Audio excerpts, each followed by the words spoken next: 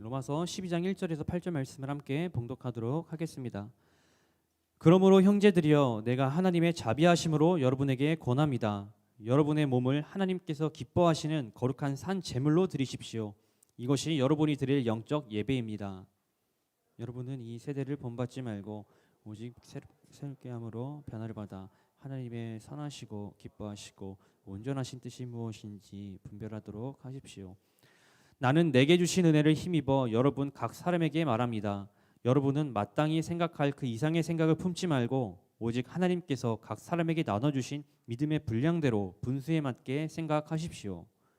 우리가 한 몸에 많은 지체를 가졌으나 모든 지체가 같은 기능을 하는 것이 아닙니다. 이와 같이 우리 많은 사람들도 그리스도 안에서 한 몸을 이루었고 각 사람은 서로 지체가 됐습니다. 우리는 우리에게 따라 서로 다른 은사를 갖고 있습니다. 만일 예언이면 믿음의 분량대로, 섬기는 일이면 섬기는 일로, 가르치는 사람이면 가르치는 일로 함께 읽겠습니다. 권면하는 사람은 권면하는 일로, 구제하는 사람은 순수한 마음으로, 지도하는 사람은 부지런함으로, 긍휼을 베푸는 사람은 기쁜 마음으로 해야 합니다. 오늘은 삶의 가장 소중한 가치라는 제목으로 함께 말씀 나누기를 원합니다.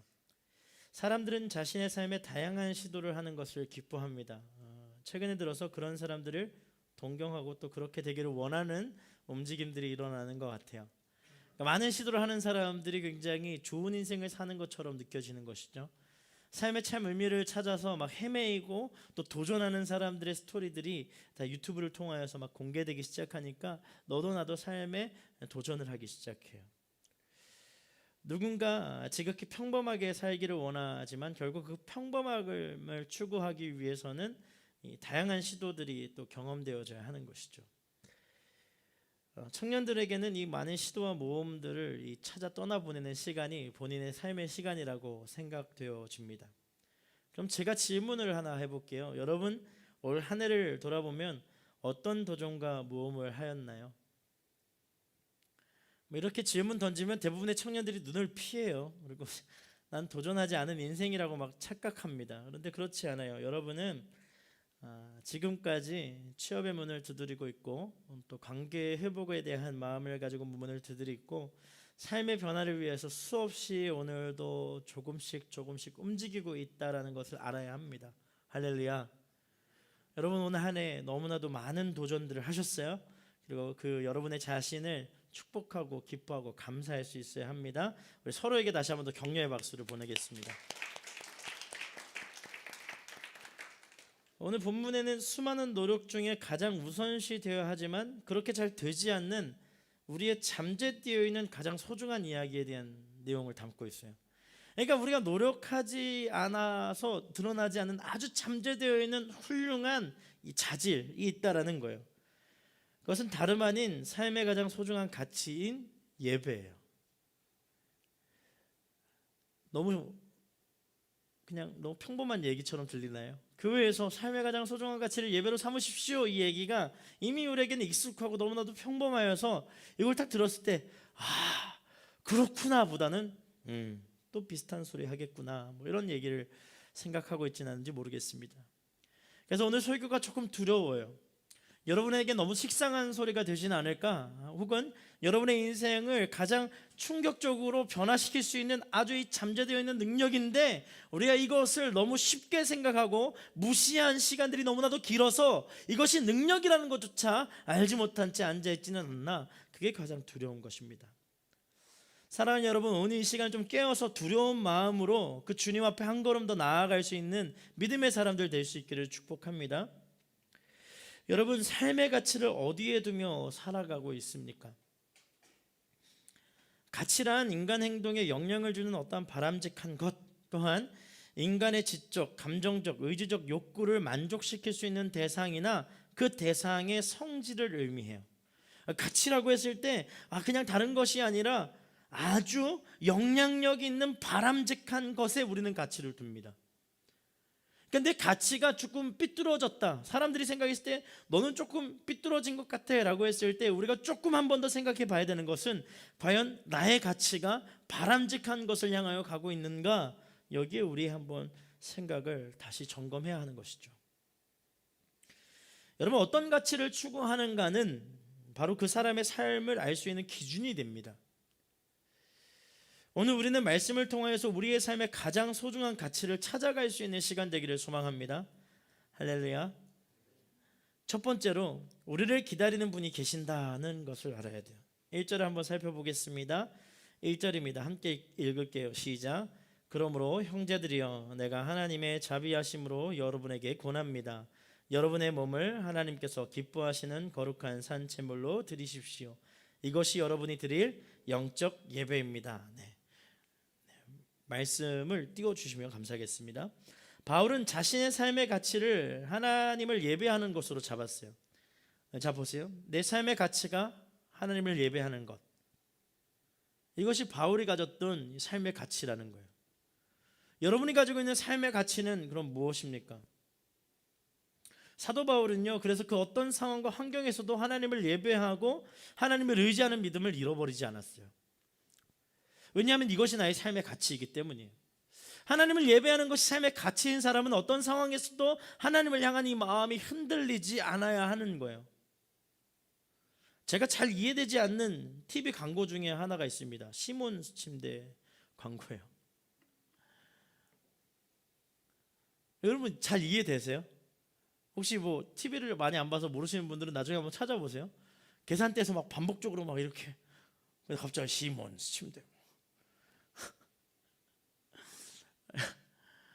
제가 뭐 몰라서 아내한테 물어봤어요. 이게 무슨 광고냐 하니까 이게 반복되는 이 스트레스에서도 그 텐션이 그 꺼지지 않고 끊임없이 그 작용을 계속하는 과학적인 침대에 대한 의미를 상징적 의미로 이렇게 해석해낸 광고라는 거예요. 큐티보다 어려웠던 것 같아요. 굉장히 어려웠어요. 뭐 여러 가지 시리즈가 있습니다. 한번 보세요. 근데 여러분, 이 반복됨에 대한 두려움이 있죠. 내가 이렇게 반복적으로 무언가를 하는 게 과연 옳은 것인가? 예배도 마찬가지죠. 반복대로 드리는 예배가 과연 옳은 것인가? 근데 중요한 건 하나는, 예배가 내 삶의 가치가 되었다면 어떤 상황에서도 예배하는 마음을 잃어버려서는 안 되는 거예요. 그것이 가치가 주는 의미예요. 내가 슬플 때도 예배할 수 있어야 되고, 기쁠 때도 예배할 수 있어야 되고, 두려운 가운데서도 예배할 수 있어야 합니다. 작년에 어떤 한 목사님의 아버님이 돌아가셨어요. 그래서 장례식장을 방문하였습니다. 근데 장례식장 분위기가 굉장히 어두워야 하잖아요. 그러니까 누군가 사랑하는 사람이 세상을 떠났다는 건 굉장히 슬픈 이야기입니다. 그래서 예배를 다 드리고, 예배를 드리는 가운데 찬송의 시간이 굉장히 많았어요. 너무 놀랐어요. 끊임없이 찬송가를 불렀습니다. 보통 장례식장 가면 2곡 정도 부르거든요. 근데 한 6곡 이상 부른 것 같아요. 다 부르고 나서 목사님은 이제 인사를 하셔서 너무 감사하다고. 그런데 그 옆에 계셨던 어머님께서, 목사님 어머님께서 이렇게 얘기하시는 거예요. 지금까지도 우리의 삶을 인도하신 하나님께 영광과 존귀의 박수를 함께 올려드리겠습니다. 장례식장에서 태어나서 처음으로 박수 쳤어요. 얼마나 감사해야 하는지 몰라요. 얼마나 큰 감동이었는지 모릅니다.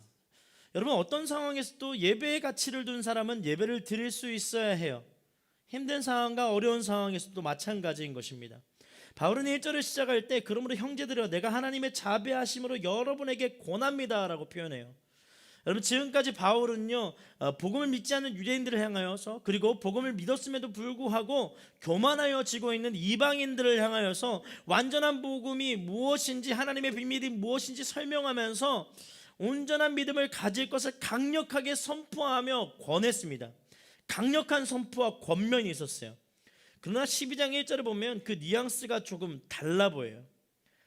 강조가 아닌 아주 따뜻한 권면을 하고 있습니다. 하나님의 자비하심으로 여러분에게 권합니다. 여러분 삶의 예배를 드리십시오, 이렇게 권하는 거예요. 근데 이것을 단순하게 권하는 정도로만 생각한다면 우리는 이 본문 깊이를 알 수 없는 아주 얇은 그러한 해석을 하게 됩니다. 단순한 권면이 아니라는 거예요. 이 말은요 이런 거예요. 하나님이 지금까지 참고 기다리고 있는데 너희들이 이제 알아야 한다. 하나님이 너희가 예배하길 기다리신다, 이런 의미예요.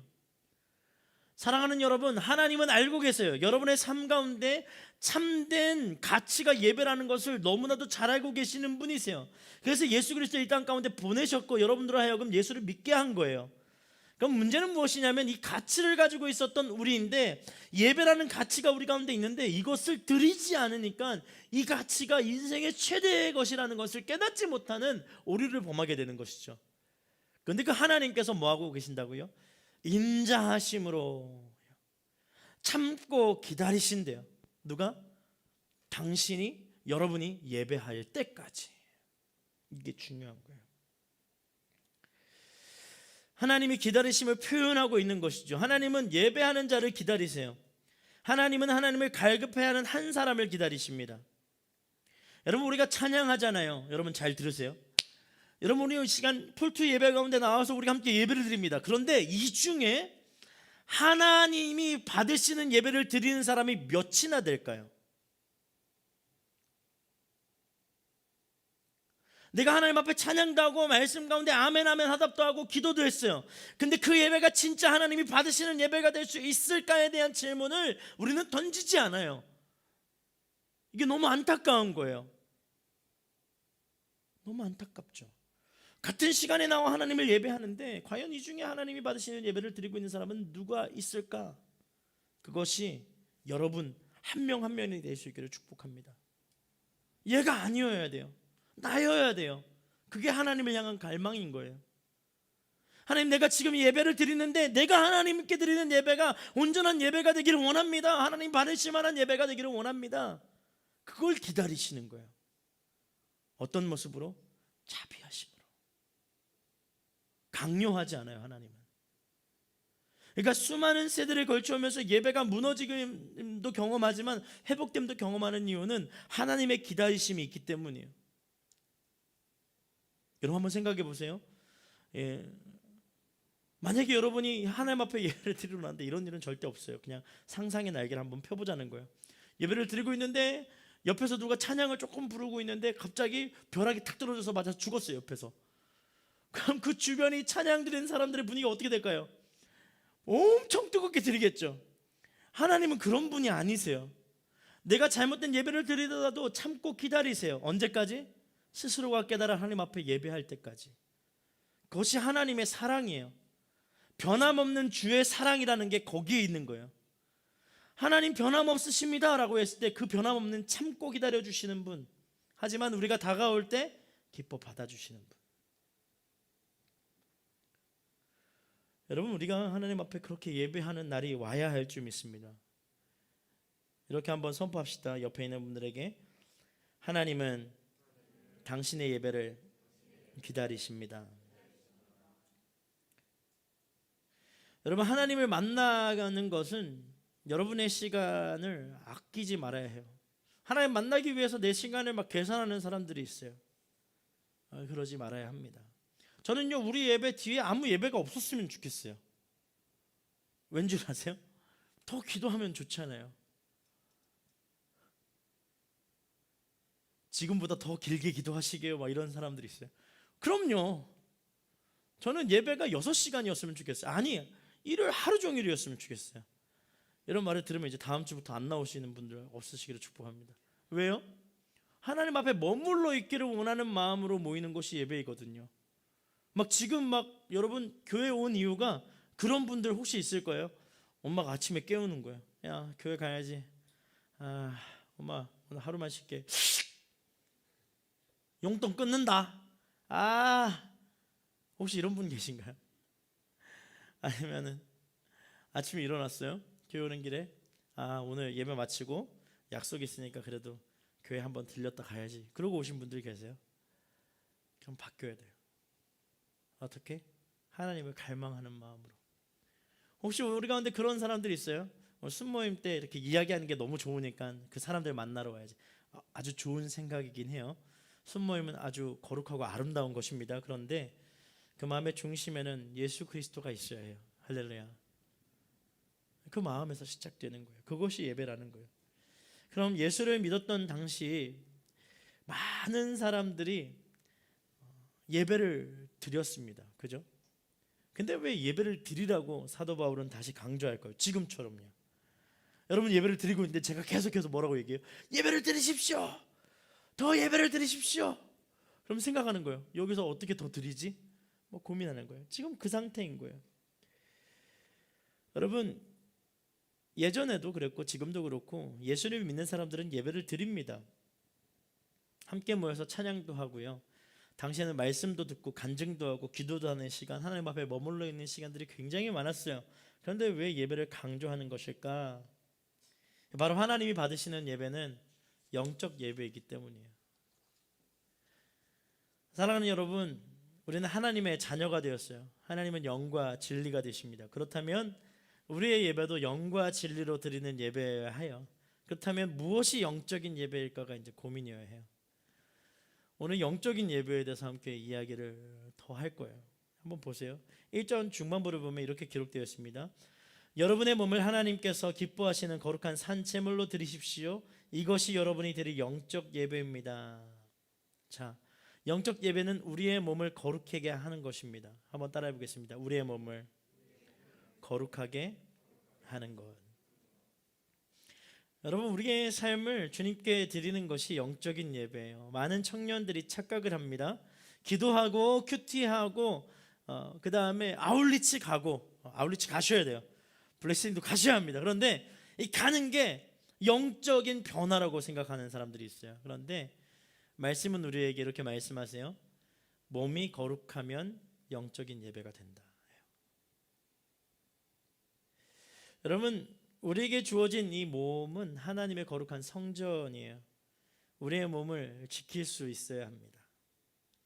20대 때 가장 많이 무너지는 것이 이 몸이에요. 육체로 즐기는 쾌락들에 빠지기가 쉽죠.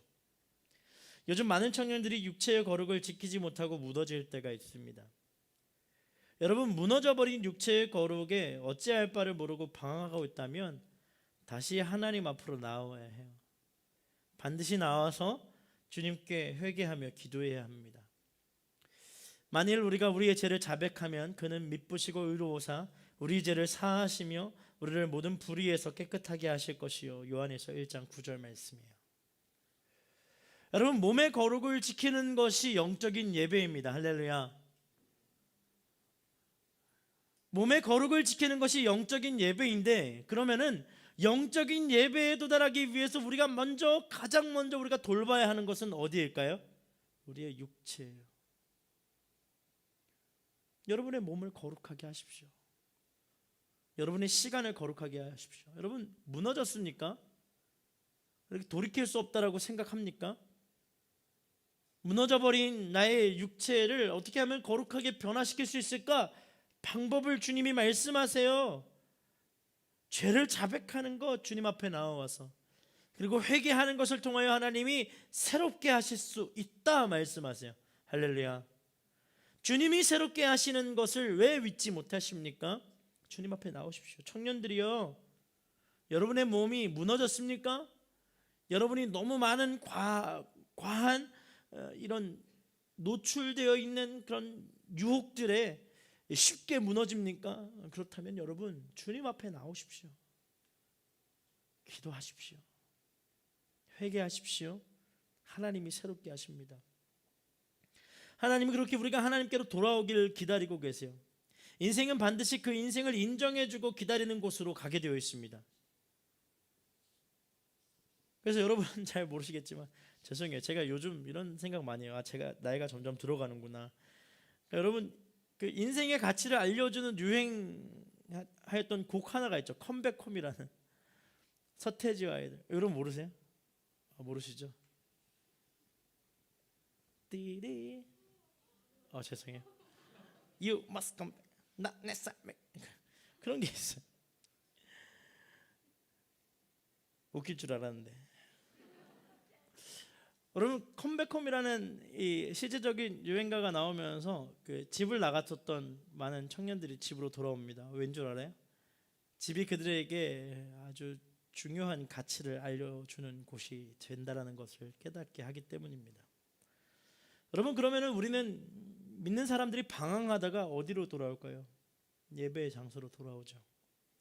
예배의 장소로 돌아오는 이유는 무엇입니까? 하나님의 품이 여기에 있기 때문이에요. 그럼 하나님께 돌아오면 우리는 무엇을 깨닫게 되냐? 영적인 가치. 내가 정확한 어떠한 존재인지를 주님의 은혜로 우리는 깨닫게 되는 것이죠. 영적인 예배의 시작은 우리의 가치를 알아보는 하나님께 돌아올 때 시작이 됩니다. 영적인 예배의 시작이 우리 안에 드려질 때 우리를 알아보시는 그 주님 앞에서 우리는 온전함을 입게 되는 것이죠. 그렇다면 우리의 삶의 예배는 어떻게 드려져야 될까요? 2절 말씀입니다. 함께 읽습니다. 시작. 여러분은 이 세대를 본받지 말고 오직 마음을 새롭게 함으로 변화받아 하나님의 선하시고 기뻐하시고 온전하신 뜻이 무엇인지 분별하도록 하십시오. 시대의 역행은 예배에서 시작된다. 여러분, 이게 두 번째 포인트예요. 세대의 역행은 예배에서 시작이 돼요. 여러분, 다른 것이 아니라 예배에서 시작됩니다. 삶의 예배는 이 세대를 본받지 않는 것에서 시작하기 때문입니다. 세대를 본받지 않고 살기 위해서 우리의 삶의 우선순위의 변화가 분명히 있어야 돼요. 시대가 추구하는 것이 무엇인지를 알아야 합니다. 여러분, 이 시대는 개인주의의 끝으로 달려가고 있어요. 그리고 물질에 대한 갈망의 끝으로 향하여 가고 있습니다. 그래서 요즘 약속 잡기가 쉽지 않죠. 아니, 약속 자체를 잡는 것을 잘 못 보는 것 같아요. 요새 약속 잡고 친구 만나는 분들 생각처럼 많지 않더라고요. 그죠? 그냥 내가 속하여져 있는 곳에서 뭐 밥을 같이 먹는다면 먹고 뭐 만나면 말고, 굳이 만나야 한다면 내 개인적인 시간을 빼고 남는 시간을 제시하는 것이죠. 근데 만약에 상대방도 그 시간대에 시간이 맞지 않는다면 약속이 성립되지 않죠. 제가 어렸을 때는요, 한없이 친구를 기다렸던 적도 있어요. 한없이 친구를 기다리며 친구가 오기를 기다렸던 시간들도 있습니다. 그런데 지금은 그렇지 않죠. 카톡이 굉장히 활성화되어 있다 보니까 내 시간이 굉장히 소중해지는 것이죠. 또한 물질에 대한 갈망은 어떻습니까? 돈을 많이 벌어야 한다는 강박을 가지고 있는 것 같아요. 돈을 벌어야 돼, 돈을 벌어야 돼, 돈을 벌어야 돼, 돈을 벌어야 돼, 돈을 벌어야 돼. 그죠? 파이어족이 있더라고요, 요새. 뭐 어느 정도 돈을 벌면 퇴사하고 그 모아둔 돈으로 사는 거예요. 그냥 쭉 그런 게 있어요. 유행을 해요. 그리고 어떻게 보면 돈과 권력, 성공, 모든 것을 이루기 위한 이 강박이 있습니다. 성공해야 돼, 나는 반드시 성공해야 돼, 실패하면 안 돼라는 생각을 가지고 있는 것이죠. 그래서 여러분, 이전 세대와 요즘 세대의 가장 큰 차이는요, 여기 굉장히 공감이 많이 되는데요, 스트레스의 한계치의 차이가 커요. 그래서 요즘 세대는 자신이 스트레스를 받는 걸 극도로 싫어합니다. 그래서 회사를 들어가도 이직을 빨리 하는 편이고요, 과 생활에서도 스트레스를 받게 되면 과 생활을 하지 않게 되는 것이죠. 친구들 관계에서 스트레스가 몰리기 시작하면 그 관계를 깨워버립니다. 그리고 어떻게 돼요? 혼자 다녀요. 여러분, 이런 것들을 감당해내기 어려워하는 시대. 그러면 우리는 어떤 것을 해야 이 반대의 삶을 살아낼 수 있을까요? 나보다 남을 위하여 살아가는 삶을 선택해야 합니다.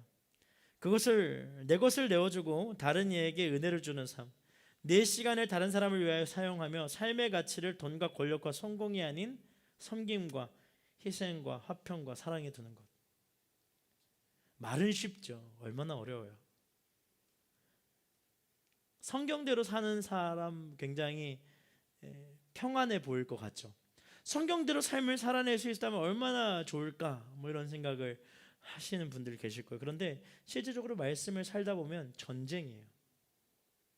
말씀대로 살기 위해서는 세상이 옳다라고 판단하는 그 모든 것들을 내려놓을 수 있는 믿음이 필요해요. 그래서 세상이 옳다고 하는 것에 반대되는 마음을 가지고 끊임없이 살아갈 끈기도 필요합니다. 여러분, 성탄의 참 의미가 무엇일까요? 오늘 앞에 보면 이렇게 전구 이렇게 별도 있고, 그죠? 위에 보면 메리 크리스마스 써져 있죠.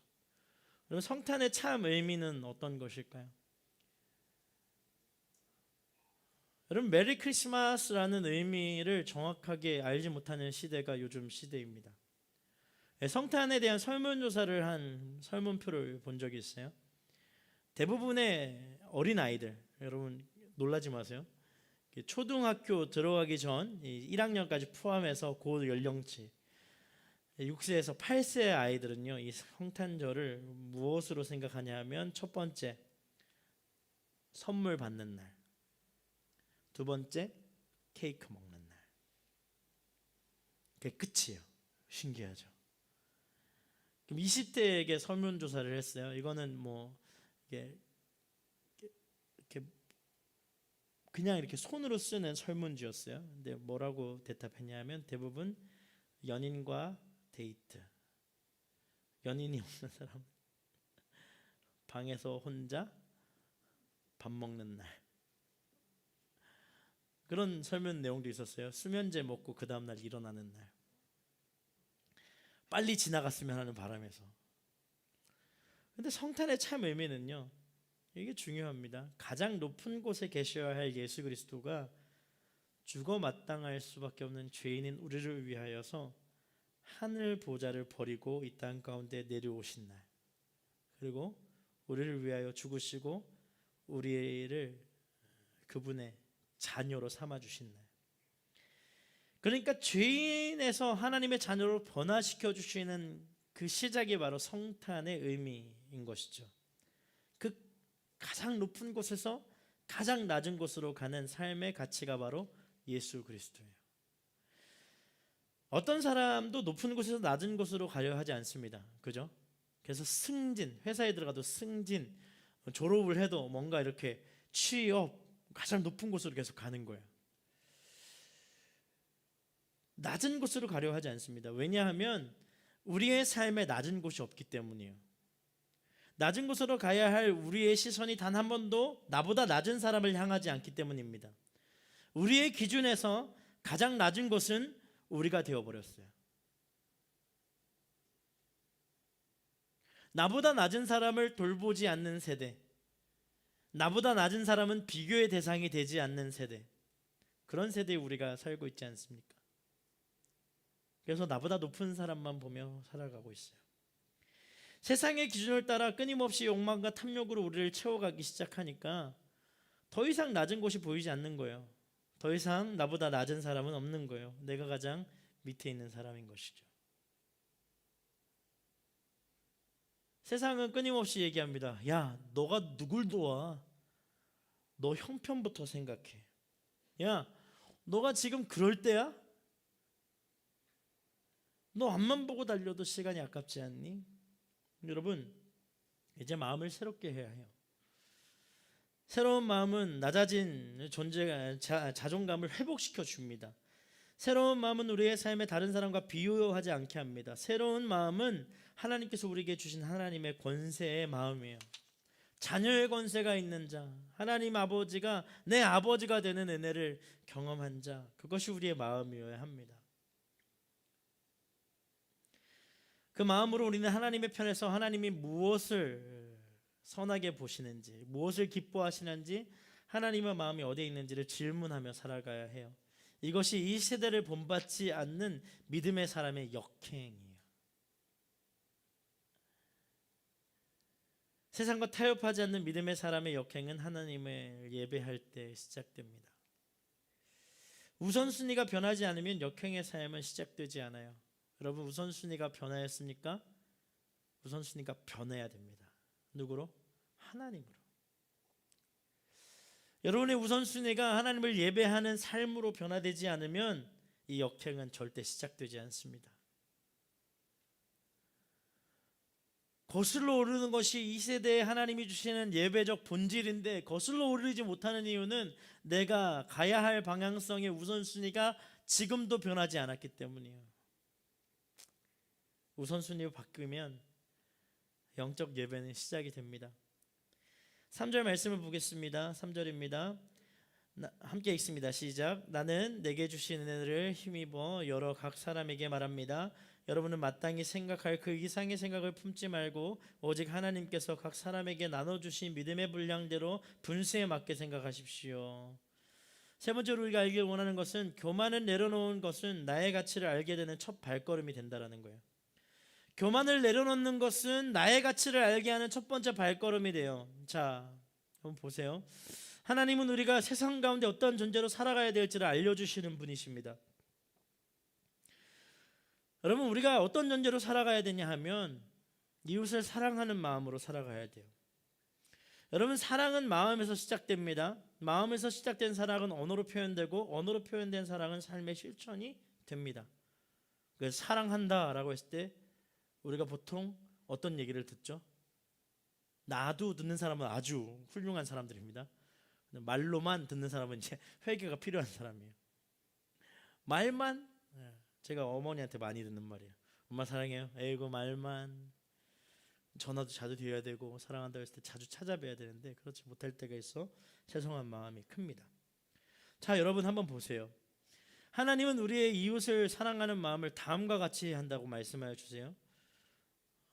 오늘 말씀 3절 중반부입니다. 여러분은 마땅히 생각할 그 이상의 생각을 품지 말고 오직 하나님께서 각 사람에게 나누어 주신 믿음의 분량대로 분수에 맞게 생각하십시오. 마땅히 생각할 그 이상의 생각을 품지 말고, 이걸 좀 다르게 표현하면 반드시 생각해야 할 그 이상으로 자신을 높게 평가하지 말라 이거예요. 여러분 스스로를 너무 높게 평가하지 마세요.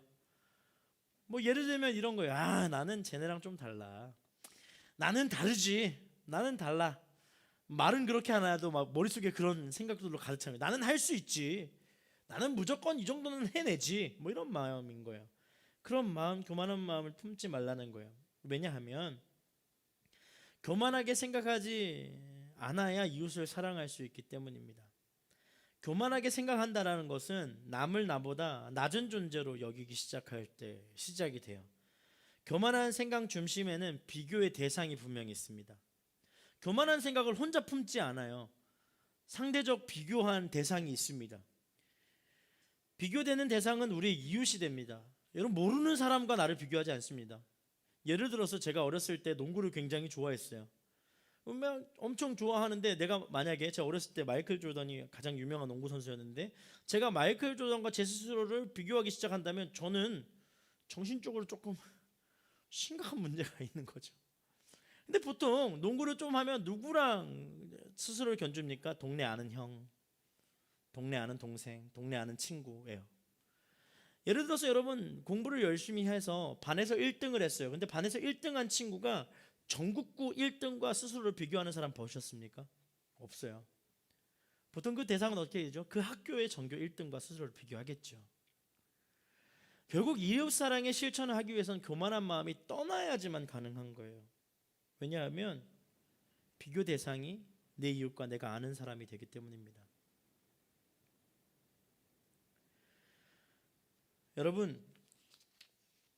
여러분은 지금의 삶 중심에 비교하는 마음이 많습니까? 사랑하는 마음이 많습니까? 그럴 때가 있죠. 믿음을 가지고 최선을 다해 살아가는데 도저히 내 앞에 가는 그 한 사람과 내가 가까워지지 않는 것처럼 느껴지면 굉장히 속상하죠. 반대로 나를 따라오려고 하는 수많은 사람들이 있는 것처럼 착각하여서 그들을 무시하기 시작함에도 우리에게 심각한 문제들이 생겨나게 됩니다. 그럼 이 교만한 마음은 무엇으로 변화될 수 있을까요? 3절 후반부를 보면 이렇게 기록합니다. 오직 하나님께서 각 사람에게 나누어 주신 뭐의 분량대로? 믿음의 분량대로. 뭐에 맞게? 분수에 맞게 생각하십시오. 굉장히 쿡 찔러서 사도 바울이 얘기한 거예요. 야, 너 분수에 맞게 생각해. 즉 자신이 무엇을 가지고 있든지 혹은 그렇지 않든지 간에 그것으로 하나님께 대한 헌신과 감사의 조건으로 삼아야 한다는 것을 알려줍니다. 가지고 있는 것을 감사할 수 있는 사람은 교만해지지 않습니다. 내 가진 것을 감사할 수 있는 사람은 탐욕적인 삶을 살지 않습니다. 내가 지금 가지고 있는 것에 충분히 감사하고 이것을 누릴 수 있는 사람은 하나님의 은혜의 통로, 영적 예배의 삶을 살아낼 수 있습니다. 여러분, 혹시 여러분 가운데 감사가 사라진 사람이 있습니까? 이것도 문제죠. 그것은 자신을 너무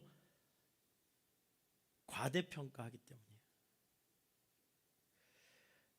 혹은 여러분 스스로를 너무 과소평가하기 때문이에요. 그리고 하나님의 은혜를 돌아보지 않았기 때문입니다. 하나님께서 행하신 일들을 돌아보면 감사할 수밖에 없어요. 내 있는 모습 그대로를 받아주신 주님 앞에는 감사할 것밖에 없습니다. 그런데 교만한 사람은 어떻게 하나님이 주시는 은혜에 반응합니까? 하나님 이것보다는 더 주셔야죠. 제가 얼마나 하나님 앞에 헌신됐는지 주님은 아시잖아요. 교만이죠.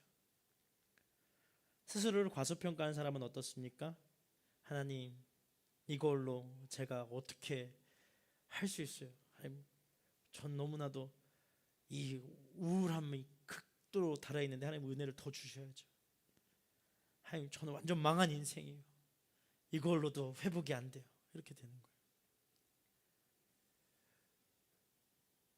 하나님이 지금 여러분과 함께 하신다라는 걸 믿는 사람은 감사할 수밖에 없죠.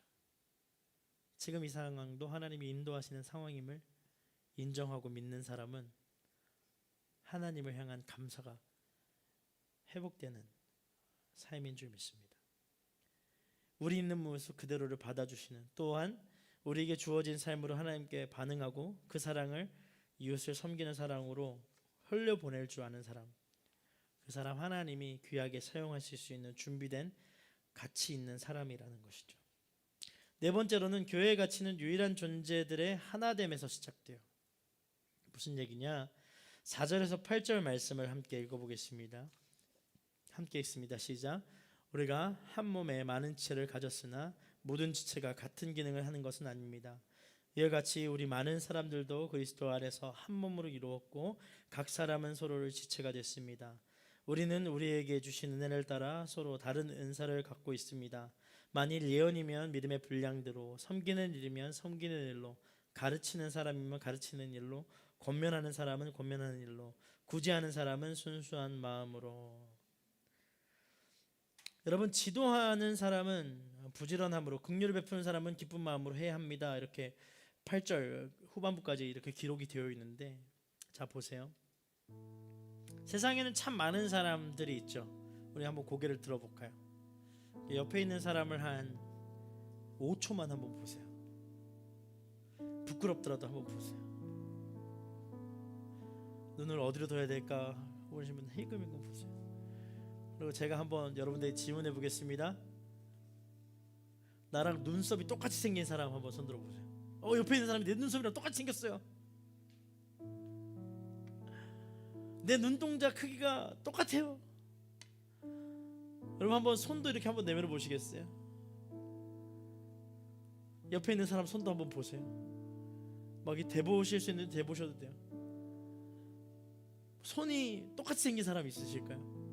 비슷한 사람은 있겠지만 똑같은 사람은 없을 거예요. 손을 이렇게 잡아봐도 온도가 다르죠. 여러분 세상에 저랑 똑같이 생긴 사람이 있을까요? 비슷한 사람은 진짜 많아요. 많습니다. 저 아직도 기억나요. 제가 어렸을 때 대전 엑스포라는 게 이렇게 되어 있었어요. 아주 너무 옛날 얘기죠. 죄송해요. 대전 엑스포에 갔는데 그때 가장 유명했던 사람이 강호동이었어요. 근데 강호동 씨가 오셔서 사인회를 하는데 제가 그 앞을 지나가다가 사인을 받았어요. 강호동 씨가 저한테 했던 말이 아직도 귀에 남습니다. 어머야, 니는 내랑 비슷하게 생겼대. 굉장히 충격이었어요. 그때 강호동 씨가 그 약간 바보스러운 어린아이 흉내내면서 막 이렇게 뛰어다니시는 그 연기를 했을 때거든요. 이상한 그 한복 입고 너무 충격이었어요. 여러분 같은 사람은 없어요. 하나님이 우리를 이 땅 가운데 보내실 때 똑같은 사람을 만들지 않으셨습니다. 각자 다르게, 각자 생각이 다르게, 각자 마음이 다르게, 각자가 다르게. 그런데 여러분 보세요. 우리는 많은 사람이 그리스도 안에서 한 몸을 이루고 하고 각 사람은 서로의 지체가 되었습니다 라고 이렇게 이야기하는 것이죠. 그러니까 많은 사람들이 한 몸을 이루기 위해서는 하나에 되는 연결고리들이 필요한데 그것이 나에게 없고 그에게 있는 것이 되는 것이죠. 나에게는 이런 부분이 부족한데 그에게는 그런 부분이 있으니까 이것이 채워져서 어떻게 돼요? 연합이 되고 하나가 되고 연결이 되는 것이죠. 하나님은 우리에게 각자 다른 은사들을 주셨어요. 누구는 찬양을 잘하는 사람으로, 누구는 뒤에 예배를 섬기는 사람들로, 누군가는 안내하는 사람들로, 누군가는 말씀을 전하는 사람들로, 누군가는 순모임을 진행하는 사람들로, 누군가는 그 순모임을 진행하는 순장을 격려하는 사람들로, 누군가는 그 격려하는 사람을 위로하는 중보자로, 다양한 사람들이 우리가 함께 모여서 하나님을 예배하고 찬양하고 알아갈 수 있도록 주님이 우리를 한 몸으로 부르셨어요. 할렐루야. 그리고 그 한 몸 된 공동체가 오늘 우리 함께 예배드리는 풀토인 것이죠. 그래서 우리는 서로를 돌아볼 필요가 있습니다. 서로의 가치를 인정해 줘야 되는 것이죠. 옆에 있는 분들을 한번 바라보면서 이렇게 한번 선포합시다. 네가 짱이야. 이렇게 해주셔야 돼요. 네가 짱이야. 할렐루야. 왜냐하면 옆에 있는 사람이 없으면 내가 없거든요.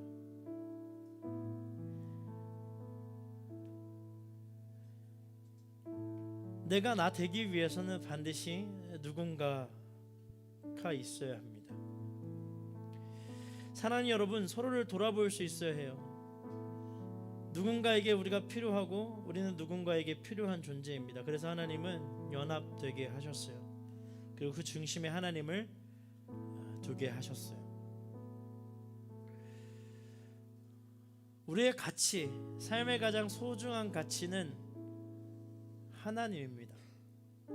예배적 삶이에요. 그런데 그 예배적 삶을 이뤄내기 위해서 하나님이 하나님과 동등된 가치로 만들어 놓은 사람들이 누구냐면 우리의 이웃이에요. 하나님을 사랑하고 내 이웃을 내 몸과 같이 사랑하라, 그 말씀이 거기에 있는 것이죠. 하나님을 사랑하는 그 사랑이 이웃 사랑으로 흘러가야 하는 이유는 서로가 하나님께 부여받은 은사와 부르심이 다르기 때문입니다. 오늘 시간 다 같이 자리에서 일어나서 우리 함께 이 찬양의 고백으로 주님 앞에 나아가기를 원합니다.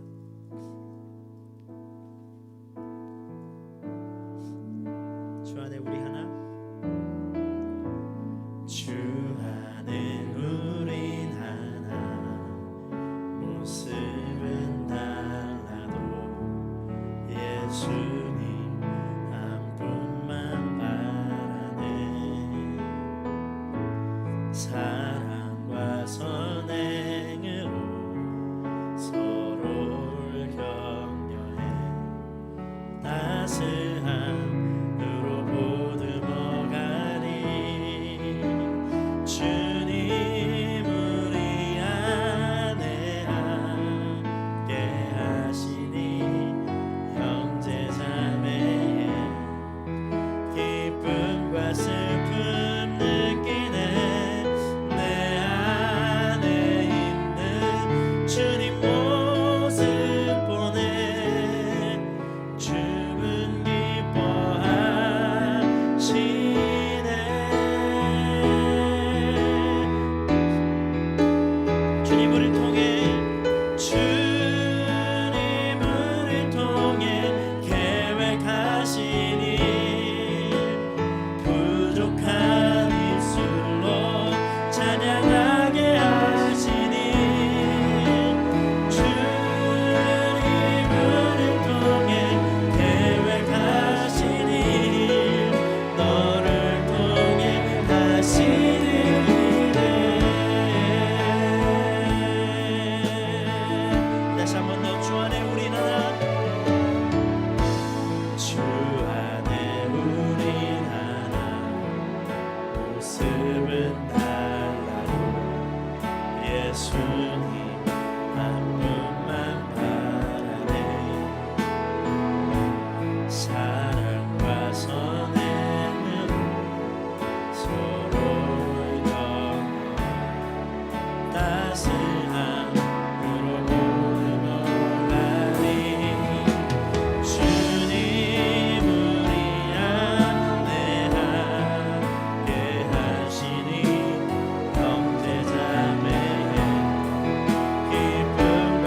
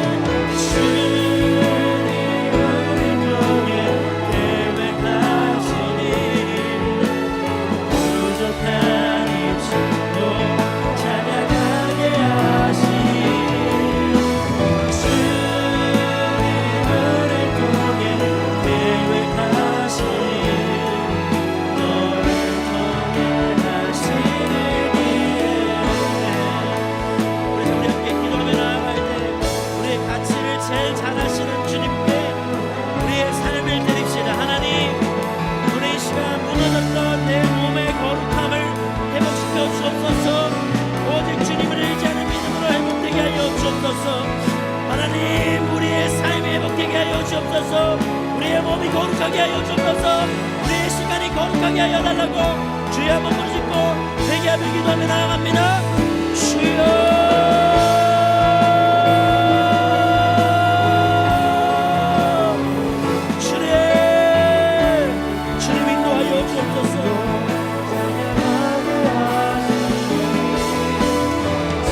회개하는 마음을 부어주옵소서. 회개하는 은혜를 부어주옵소서. 성령의 능력으로 말미암아 회복되어 나아가는 믿음의 시간을 되게 하여 주옵소서. 은혜의 시간을 되게 하여 주옵소서. 주님을 발견하고 바라보는 믿음의 사람들 되일지어다. 하나님 육체의 거룩함이 무너졌다면 회복시켜 주옵소서. 회복시켜 주옵소서. 하나님 우리의 몸이 거룩한 산채물이 되어진 앞에 들지는지 하나님의 힘이 무너진 삶 어떻게 해야 할까 고민한다면 주님께 기도하고 회개하며 나오게 하여 주옵소서. 회복시켜 주시는 주님을 의지할지어다. 회복시켜 주시는 주님의 은혜를 바라볼지어다. 하나님이여 역사하여 주옵소서. 주여 붙잡아 주옵소서. 오직 주의 은혜로 오직 주의 사랑으로 회복시켜 주옵소서. 주여 역사하여 주는 주님의 은혜가 말씀하여 주신 주님의 은혜가 회복되게 하여 주옵소서. 회복되게 하여 주옵소서. 주를 바라보는 믿음의 시간을 되게 하여 주옵소서. 여러분이 다시 한 번 더 기도하며 나아갈 때 여러분의 우선순위가 변화되기를 기도하십시다. 우선순위가 예배가 되어야 돼요. 할렐루야. 하나님이 되어야 되는 거예요. 그런데 자꾸 우리의 우선순위가 바뀌는 것이죠. 내가 지금 당장 필요한 것들이 우선순위로 보여질 수밖에 없는 시대 가운데 살아가요. 그런데 여러분 깨어 있어야 됩니다. 눈에 보여지는 것이 아니라 하나님을 의지하는 믿음으로 우리가 회복되어야 될 줄 믿습니다. 어제 다시 한번 더 기도하며 나아갈 때 하나님을 바라보는 믿음으로 회복되게 하여 주옵소서.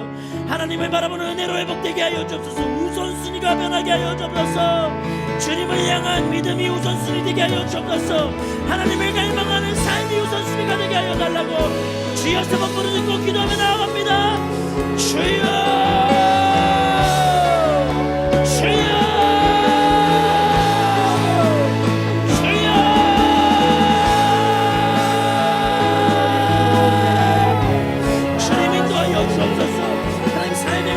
변해야 되고 하나님 내 삶을 구원하여 주시는 주님이셔야 되는데 하나님 주님을 잃어버리고 주님을 바라보지 못하고 주님의 음성이 귀를 기울이지 못하였다면 주님 인도하여 주옵소서. 회복시켜 주옵소서. 성령의 충만한 능력으로 인도하여 주옵소서. 은혜 위에 은혜가 더하여지게 하여 주옵소서. 믿음 위에 믿음이 더하여지게 하여 주옵소서. 하나님 역사하여 주옵소서. 회복케 하시는 주님을 바라볼지어다. 회복케 하여 주시는 주님의 은혜를 향하여 믿음의 나를 향하여 주옵소서. 주여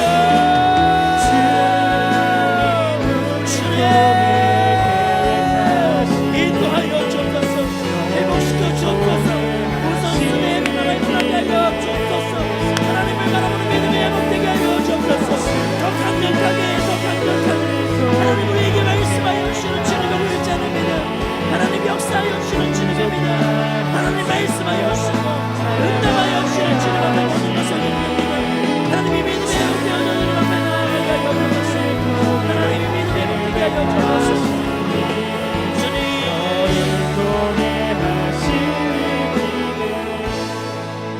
여러분 우리 다시 한 번 더 기도할 때 우리 폴트 공동체 위해서 기도합시다. 여러분 크리스마스 블레싱도 있고 리더십 수련회도 있고 FA도 있습니다. 여러분 이것이 공동체 가운데 선포되는 이유는요 하나님의 부르심이에요. 하나님의 부르심에 반응을 한다면 우리는 하나님을 만나게 되는 공동체가 될 것입니다. 만약 우리가 하나님의 부르심에 반응하지 못한다면 우리는 하나님을 가까이서 만날 수 없게 될 것입니다.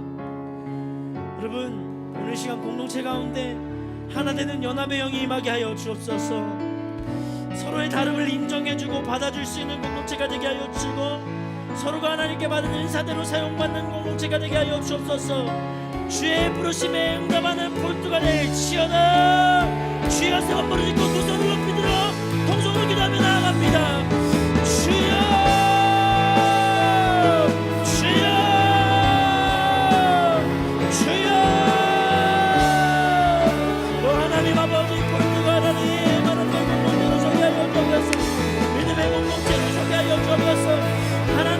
영광이 드러나는 공동체가 되게 하여 주옵소서.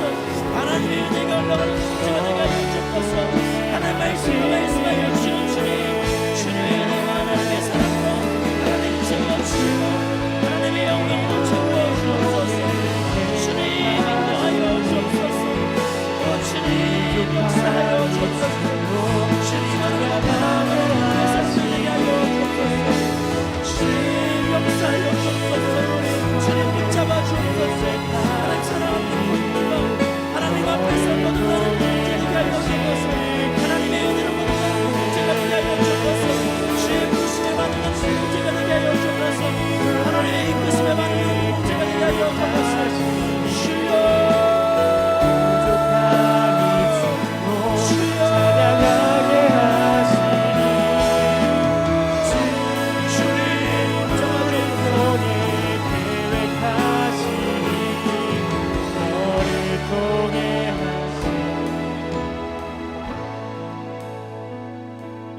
감사합니다.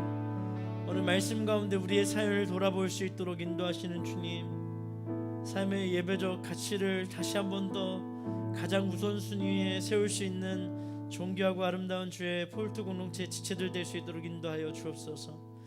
우리 하나로 부르셨는데 그 하나됨에 하나님의 사랑이 반드시 필요하고 하나님의 은혜가 반드시 필요하오니 주님 긍휼히 여기사 이 공동체 하나 되게 하여 주시고 주의 부르심에 반응하는 폴투가 될 수 있도록 인도하여 주옵소서.